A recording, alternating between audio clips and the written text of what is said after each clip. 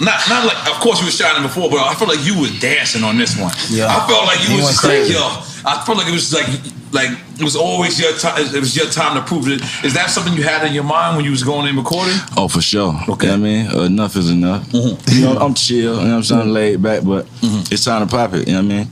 I mean, time to give me my flowers, you know what I mean? Right. I don't want them later on when I ain't here. God damn it. You know what I mean? I want them right now, so. What's good, everybody? Welcome back to my channel. It's just me, Jenny, and I'm gonna try to keep this video very brief and to the point today. Unfortunately, I'm sure most of you have already heard that Takeoff of the Migos has passed away in a senseless way late last night at a bowling alley in Houston, Texas.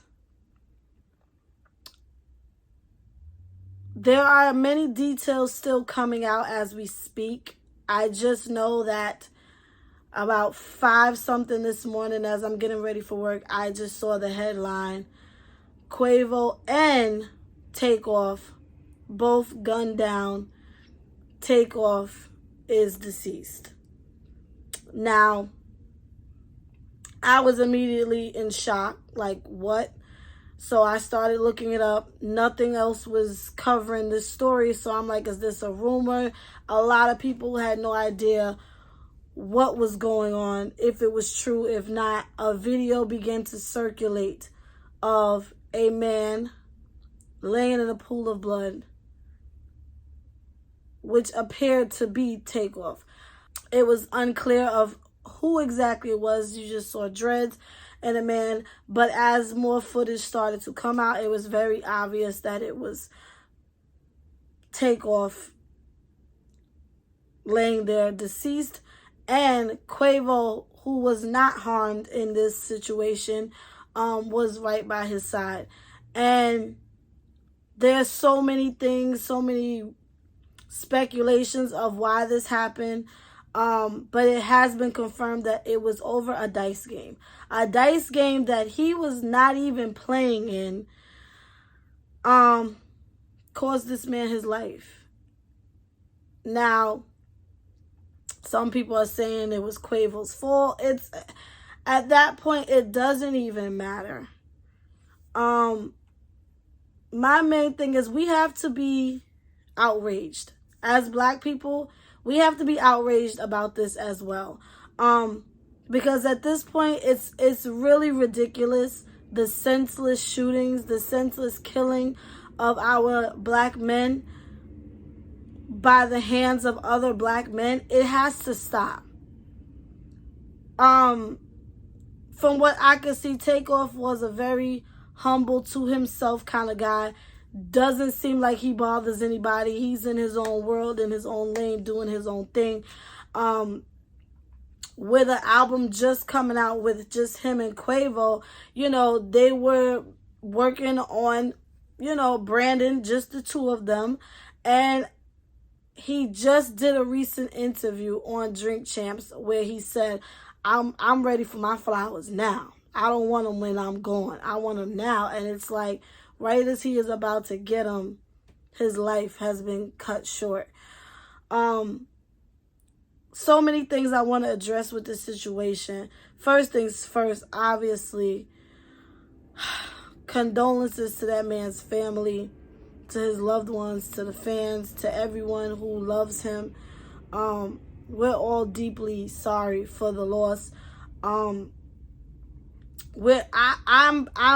personally sorry that they had to see it in such a way and find out probably in such a way, with someone recording and posting it on Twitter, and for everyone to retweet this video is just disgusting. The internet has really made us numb to things and really has desensitized us, and no one cares anymore. No one cares that that was someone's child, that was someone's brother, that was someone's uncle, that was somebody's best friend. You know, no one cared about that. They just wanted to circulate the video for whatever reasons and record this man obviously deceased, because I believe they said he was already gone, on the floor. And please keep in mind, I'm using my words wisely, because, you know, you can't say certain words on here unless, you know, your video will get shut down. Shame on you, to those who record it, to those who are retweeting it. You know, it's just, it's getting ridiculous now. I understand wanting to document certain things such as the George Floyd, but it's like we're so dehumanized at this point that it's like, someone's dying, quick, pull out my phone and record instead of helping, or instead of calling 911, or just, you know, why? No one should have to see that. No one should see their loved one circulating on the internet like that. That's number one, just disgusting. Number two, a lot of these artists have to understand, you owe the streets nothing. You understand what I'm saying? You did what you needed to do to get to where you are in life, so that you didn't have to be in the streets anymore. At least I'm thinking that's what most people strive for. But so many of y'all still want to be down and still want to do these things in these neighborhoods without the proper security, without, you know, just cause. It's like, what are y'all rolling dice for? You don't have it. Like, you understand what I'm saying? Like, you get to a certain level in life where you have to put all that stuff behind you. It's not worth it anymore. Because now here it is, this man is going over a game. And because somebody's butthurt feelings couldn't handle it and decided to open fire on whoever. Clearly, he wasn't even the intended target, I don't believe, if he wasn't even playing the game. Like I said, a lot of stuff is still coming out. It's ridiculous. I see why a lot of celebrities leave the hood and don't look back. You know, I'll put money down. I'll put money towards the neighborhood, but I'm not going back there. You don't see Jay-Z still walking around Marcy Projects like shit is sweet. He don't have to. Because if one thing we have learned, especially as a New Yorker, is seeing so many dudes from Queens that has been taken out by other dudes in Queens, just because you hating, just because you want to rob this person, just because you don't want to see them move up to another level in life, it's crazy to me.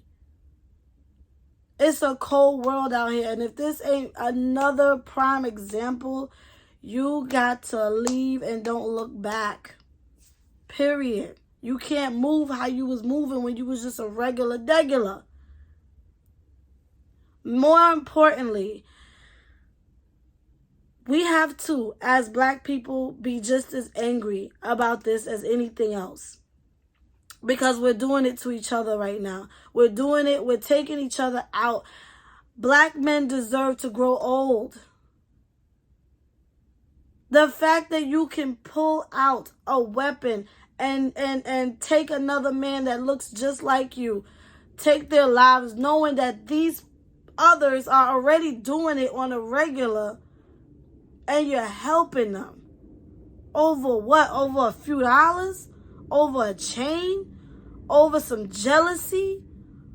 Because you live on a certain block? Enough is enough. But at the same time, we don't hold each other accountable. And trust and believe, hip-hop has to make a change. People, black people who are in positions, who have platforms, they have to be the change. Anybody who has a platform and you are black, you have to make the change. You have to take accountability that we glorify violence, we glorify these lifestyles, and it's not okay anymore. We promote self-hate all the time in music. And I never thought I would be the person to say this. I don't know if it's my age or just being tired of seeing these men's lives cut short over stupid shit. We got to stop glorifying this lifestyle. And maybe we will see a genuine change in this next generation. We got to do better, y'all. That's all I'm saying. Like, at some point, we got to do better. Stop looking at your brother as your enemy. We got enough of those. We the most hated already. Why we need to hate each other? Gotta do better, man. Gotta do better. R.I.P. to Takeoff. I can't even believe this is happening right now. He seemed like one of the most humble, sweetest people. And everybody, so many celebrities have nothing but good things to say about this man. So I know he had to have been a good person. And for him to go out like this is just senseless. And it's stupid. And I hope that people start to wake up and realize what they're doing. R.I.P. to Takeoff, man. R.I.P. to Takeoff. This is crazy.